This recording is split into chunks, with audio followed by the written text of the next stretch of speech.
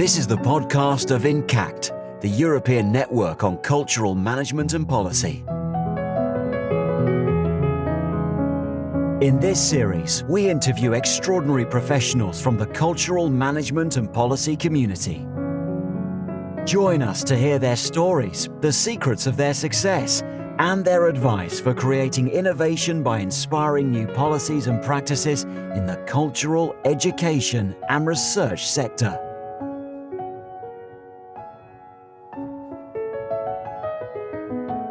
Welcome to the ENCATC podcast channel, a space where we meet to talk and reflect about cultural management and policy education and practice.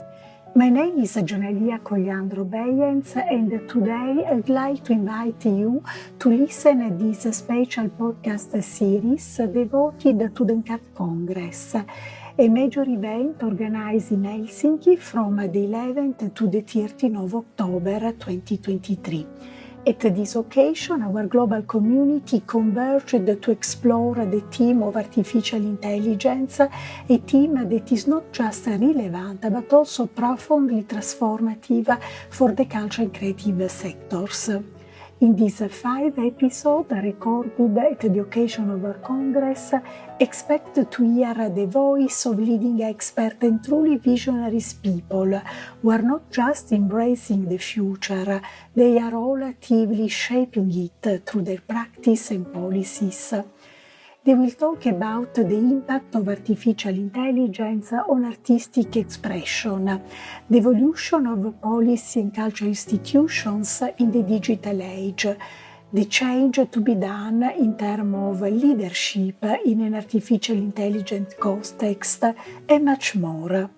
I truly hope that this podcast will give you a new perspective and ideas to start introducing the artificial intelligence in your cultural organization, in your teaching practice, or in the shaping of new policies for the cultural sector. Thank you for listening.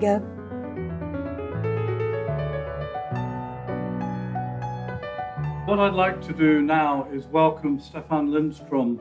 We could be related many years ago if you spelled both of our names wrong. Yeah, he is the Finnish Foreign Service's first ambassador for digitization and technology. He is trade and networking expert with experience in branding, business promotion, and building successful partnerships. His passion about emerging opportunities of technology, digital transformation and innovation, and how this can benefit our society drives his work. He never accepts the world as it appears to be and encourages everyone to dare to see what could be. Prior to this assignment, he worked as Consul General Ambassador at the Finnish Consulate General in Los Angeles, as Deputy Director of the Ministry of Foreign Affairs in Helsinki, as the Deputy Chief of Mission at the Finnish embassies in Lisbon, Portugal, and Jakarta, Indonesia. Before that, he was the advisor to the Under-Secretary of State for the Ministry of Foreign Affairs in Helsinki, and served with the Finnish missions in the USA and in India.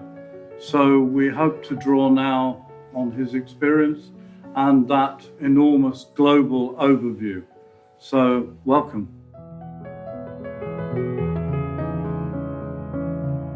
One thing that sprang to my mind when I was preparing for this one, I was in the US during COVID, and one of my friends, a stand-up comedian, of course got unemployed.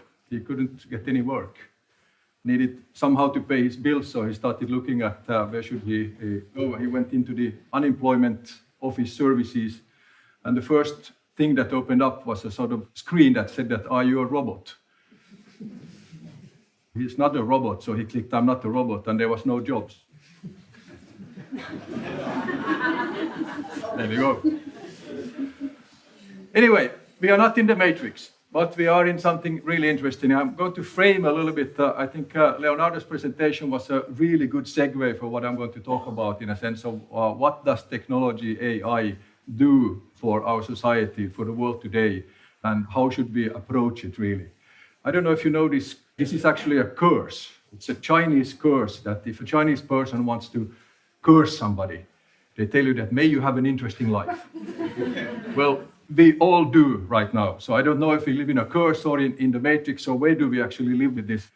When you think about what's happening in the world today, I mean, this is the biggest change that we have had since mobile phones, since the internet. And it's going really fast and it's developing really fast in every single way. When you look at it, Leonardo explained a little bit more about the meanings of the layers of AI in many different ways. But this is how it really is. And the issue is here, of course, that the more data we create all the time, the more the machines learn, the more they have a possibility to get even better all the time. And the amount of data is, of course, crucial in all this. It's just the beginning in many single ways. But there are so many other things happening in the world right now. Carla mentioned energy, commodities, and all these other issues that come in here. And we already have fusion energy twice being successfully performed in the US. What happens geopolitically when suddenly we have fusion energy and nobody needs carbon anymore, or carbon-originated energy issues? Gigantic things when you think about it in total. We are in a war. Who could have imagined that we would be in a war 2 years ago? I mean, it's amazing. But what we also have to keep in mind is that the war is enhancing technological achievements all the time in different ways, and they are used in a way that we have never thought about before. Just as one example is that most of us are using some kind of a parking app, right? And in the phones, there's sort of, where did I park my car? The Ukrainians are using it to mark Russian tanks. And then they can go and destroy them. So they mark, where are they? Just as one example.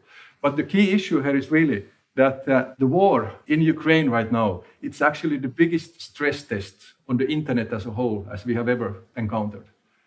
And that's what it's really about. When you think about how does a society work, how does it go about, and what are the important issues? I mean, just as one example, Russia really tried to destroy all the data that has to do with Ukraine, health data and so forth.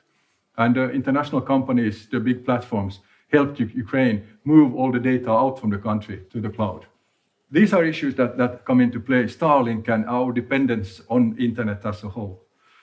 Biotech, in today's world, with the supercomputers, with the quantum computers, with the Lumis around the world, we can develop vaccines in weeks, not in 10 years. Because of the computational power that is available for us in many different ways. We talked about minerals, the critical minerals. The worrying part here is really this, is that China today controls, when you look at it, 37 out of 44 critical technologies, minerals, are controlled by China. Are they doing it for fun? No. So we have to look into these issues in a sort of interdependencies where we are in this society right now. Semiconductors. Semiconductor is the most complex thing that humans have ever been able to achieve. When you think about it, that I visited Applied Materials in Palo Alto a few years back, and they put copper pipes into a machine, and I asked her, what are they doing? They say that they just vaporize the copper and they reorganize it through atoms. So the power lines inside the semiconductors is just one atom. You can't get smaller than that. It's amazing where we go on this one. And the other thing is, of course, that when you look at the value chain and how it develops, I mean, you invest 100 billion US right now, or euro, and you can't even get control of a tiny little part of the value chain. So all this talk about de-risking or strategic sort of independence, it doesn't work. Anything that has to do with semiconductors today, they are traveling all over the world, everywhere. And from the beginning to the actual product, the semiconductor, it takes about 6 months. So no country is self-sufficient in this, no country will ever be.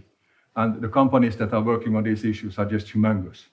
And those are, of course, the ones that run our world. And we all see what happens when just a tiny little boat gets stuck in the Suez Canal or something like that. And suddenly the whole world stops. We are really depending on these issues. Another interesting thing, aging population. We in Finland, of course, we are not in the best position, but there are countries that are much worse off. Japan, I mentioned China.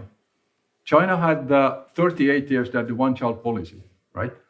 You remember that? They are now 1.4 billion Chinese.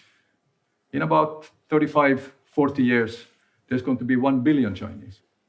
400 million Chinese people disappear. What's happening with the wage structure, with the productivity, with all these issues, with the housing? 400 million people, that's exactly the amount of Europe. They're gone. So China is facing a huge problem on these issues. But so are we. Migration. We need migration desperately, particularly in this country. We cannot survive without it in any way. But the thing here is, of course, that these are the issues that we have to deal with. When you look at where do the people come from, this is 2100. When you look at Europe, only 6% of the people are in Europe. And then the problem comes here, of course, when you talk about regulation, we talk about all these things. So how do we sell our values, our way of working, the way we have been doing these kind of businesses before, the European Union? How do we sell it to the rest of the world? That's what I do every day, and the argumentation gets more difficult by the day when we work on these issues. So it's quite an interesting picture of where we are heading. We are not in the colonial era right now, and we will never be there again, and they still remember it very well. So how do we frame that one? Not an easy issue. 5G. Why is 5G so important? Many people think about it that we can talk faster, that already now we talk about milliseconds when the thing is. 5G has absolutely nothing to do with the talking. 1, 2, 3, 4G was basically B2C in different ways. Now we talk about industrial applications, ports, hospitals, self-driving cars, things like this. That's what 5G is being used for. And the critical issue here is, of course, that when globalization took about 1.5 billion people out of poverty to the lower middle class, to the middle class, connectivity is going to do the same thing. So connectivity is the new globalization. And when you think about what does it mean, it really emphasizes then Asia, Africa, the global south as we see, because we already have that connectivity. And that's why they are going to catch up much more than we actually think they will. It's quite an amazing revelation, really, when you start thinking about it. Quantum. Yesterday, actually, Finland took a quantum leap, if you may say so. We announced the second, or introduced the second quantum computer in Finland with a 20 qubit thing. You can ask Leonardo how a qubit is and how it works. I have absolutely no idea. I just know it computes about 100 million times faster than a normal computer like we have here. Sorry to put you on the spot, Leonardo. Cybersecurity, more and more important by the day. Every one of you should have a sort of dual recognition services in whatever you do, because it's growing, and they are not necessarily friendly people working on these things. Quite timely. We all know what happened between Finland and Estonia a couple of days ago. And when you look at these things, 99% of the world's data goes through these cables. The issue is, of course, also that they are owned by privately owned companies, not by governments, and how critical they are for our well-being in the world today. Quite an amazing story, but worth looking into. Hybrid threats. Why do I put a port here? Because the Chinese owns quite a few of the ports in the world today, and they can utilize them for not so friendly issues. But the key here to all of these things, I think, continuous education. My plea to you really is that continue working on learning different technologies, utilizing them, play with them in different ways. I'm coming back to that a little bit later, but that's really the key issue, in a sense, that when something comes, do that. It's critical for companies, it's critical for universities, it's critical for basically everyone in the society. When something new comes, start taking it aboard. Don't protest against it. And when you think about the world today in many different ways, it says fourth industrial revolution. So it is really CPS, it's IoT, it's big data, it's all these issues that are there. This is what drives everything in many different ways. Another interesting point is here the Web3. Who of you is familiar with Web3 in general?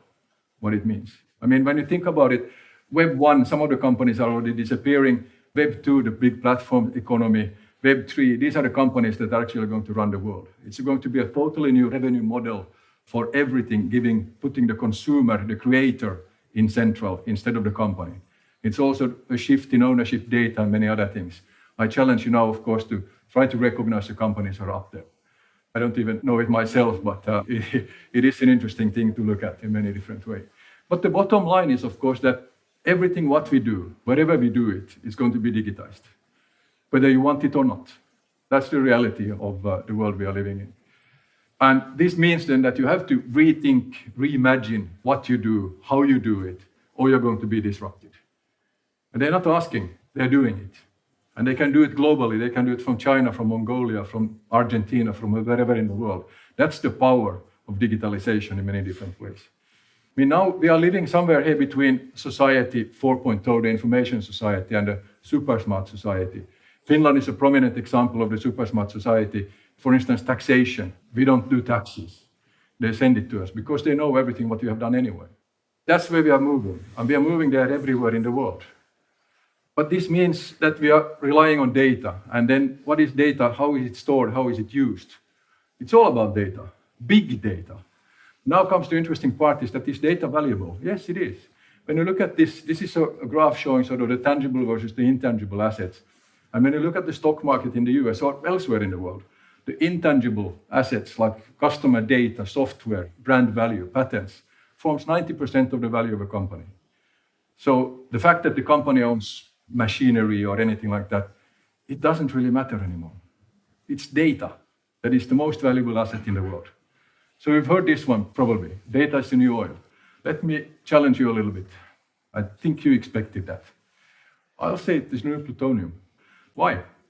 Because if you use plutonium in the right way, you have nuclear power, a clean energy source that is valuable for the society. If you misuse it, you have a nuclear weapon, or you pollute the planet for the next 40,000 years. Data is exactly the same thing. If you use it the right way, it's for great benefit for the society, for the individual, for the consumer. If you misuse it, you have things like Cambridge Analytica, manipulation, polarization of the society, of politics in general. So data is useful, but it's also incredibly dangerous if you misuse it. And that's why it's so important also to protect your data. We can talk about this for ages. And Carla mentioned ethics, values. These are really the driving force that it is and what we have to look into. And the difficulty here is, of course, that how do you regulate something that you don't know how it works? Because we really don't know where artificial intelligence is going right now. So big issues, difficult issues in many ways. And how does it do to democracy? And how does data involve democracy, technology in general? I have a very good picture here that explains a lot about how these things work. And the issue is really about people that are afraid of that technology affects their daily life or their values, and democracy does not protect it. This guy ran into a presidential debate in Las Vegas in 2020, and we see what he thinks about wearing a mask. He thinks that he has the right to grill his meat in his backyard, drink his beer, and he's willing to protect that freedom. It's really important for him.